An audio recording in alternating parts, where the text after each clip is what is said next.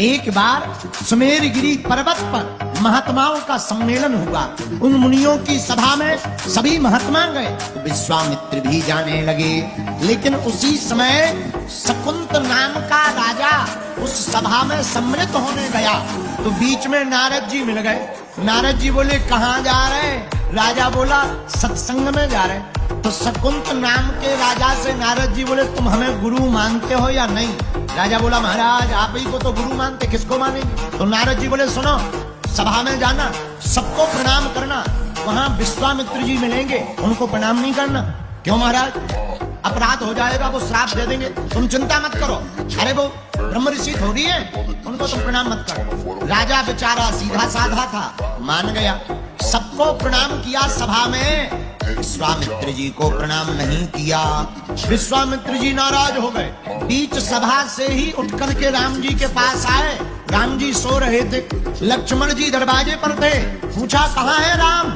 लक्ष्मण जी बोले, महाराज वो तो सो रहे हैं। विश्वामित्र जी बोले, जिसके राज्य का राजा सोता है उसकी प्रजा को दुखी दुख मिलता।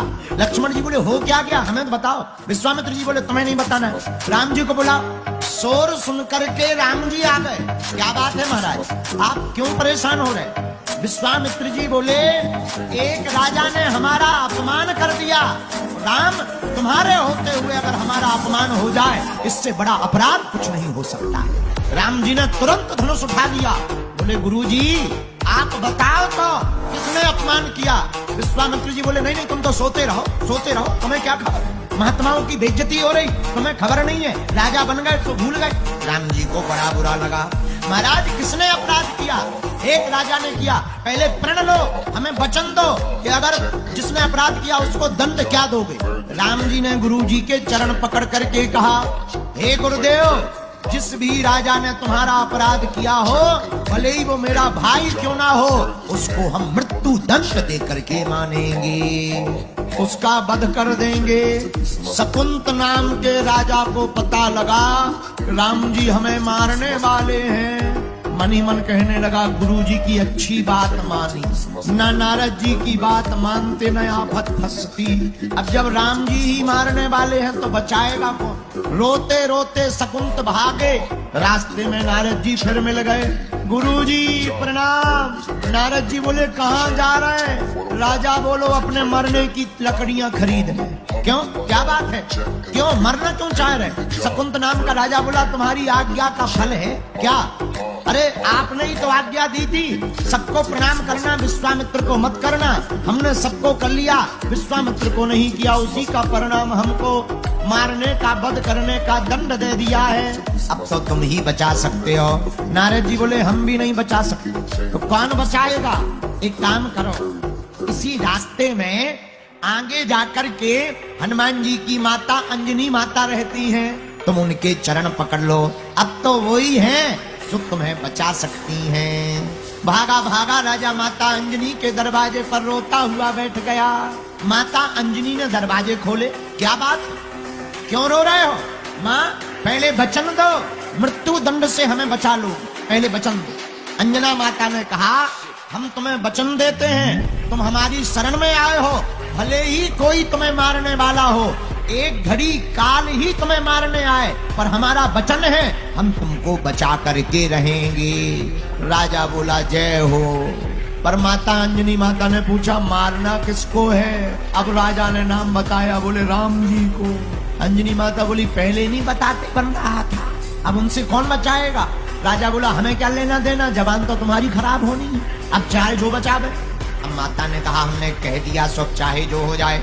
इतने में माता अंजनी ने हनुमान जी का ध्यान किया। आहा, हनुमान जी को पुकारा माता अंजना ने। हनुमान जी प्रकट हो गए। जय हो मैया। क्या बात है माँ, हमें क्यों बुलाया?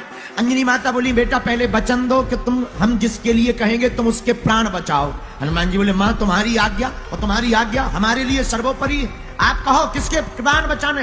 तुरंत शकुंत ने चरण पकड़ लिए। अंजनी माता बोली, धर दो हाथ और कह दो कि हम प्राण बचाएंगे।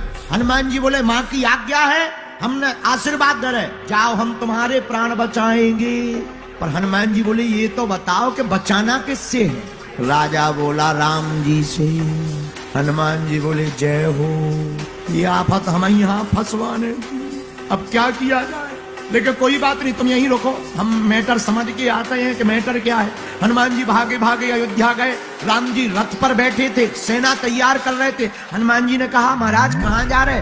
राम जी बोले युद्ध करने। बोले किससे? बोले शकुंत से। हनुमान जी बोले उसके पास क्यों जा रहे? बोले उसने हमारे गुरुजी का अपमान किया तो हमने प्रण लिया कि हम उसे मृत्यु दंड देंगे। हनुमान जी बोले हमने भी प्रण लिया। राम जी बोले क्या? हनुमान जी बोले हमने प्रण लिया कि हम उसे बचाएंगे।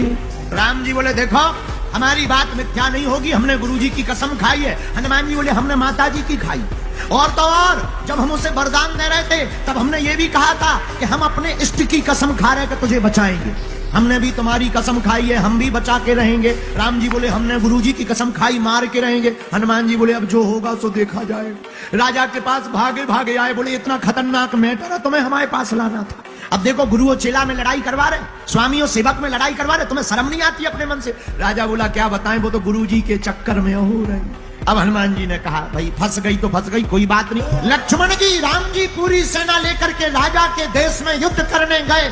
हनुमान जी भागे, शकुंत को लेकर के भाग गए।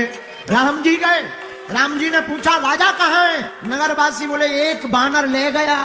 राम जी समझ गए हनुमान जी ले गए, क्योंकि उनके भी वचन फंसे हैं। हनुमान जी एक प्रांत में ले जाकर एक नदी के किनारे बैठा दिया, अपनी पूंछ का परकोटा बना दिया और राजा को छुपा दिया और बोले सुनो राम राम बंद नहीं होना चाहिए, तुम्हारा राम बंद के तुम्हारी नस कट। राजा बोला महाराज मरिए ना, चाहे जो हो जावे। अब बेचारा राजा पूंछ के बीच में छिपा बैठा। नारद जी ने राजा शकुंत से पूछा क्यों डर लग रहा? राजा बोला डर? हमारे प्राण निकल रहे, तुम डर की पूछ रहे? लेकिन एक भाव है। क्या? बोले अब हमें डर कम है। बोले क्यों? बचाने वाले कोई साधारण नहीं है। राम जी लक्ष्मण जी सेना लेकर आ गए हनुमान जी के सामने, रथ पर खड़े हो गए, सेना पीछे, लक्ष्मण जी बगल में, हनुमान जी सामने। हनुमान जी तो आंखें बंद करे गा रहे श्री राम जय राम। राम जी बोले कहाँ है राजा? हनुमान जी बोले हमें नहीं है पता। राम जी बोले कैसे नहीं है पता?